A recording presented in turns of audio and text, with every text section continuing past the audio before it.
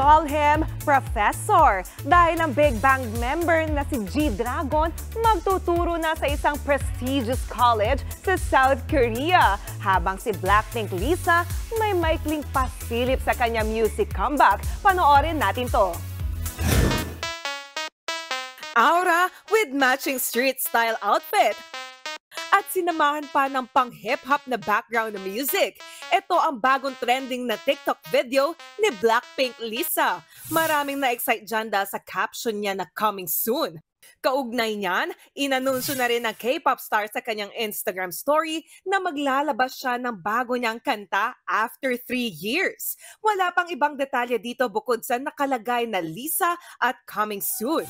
Ito ang first music ni Lisa sa ilalim ng binuo niyang record label na Loud. Bukod sa pagiging K-pop star, isa na ring profesor ang Big Bang member na si G-Dragon.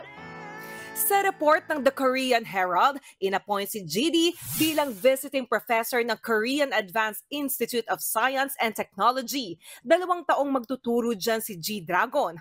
Ayon sa ilang report, magfo-focus si GD sa research tungkol sa ambag ng technology gaya ng artificial intelligence, robots at metaverse sa Korean culture.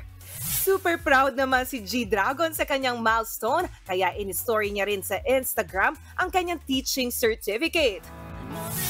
Last April lang nang kumpirmahin ng management ni G-Dragon na naghahanda na rin siya para sa kanyang music comeback ngayong taon.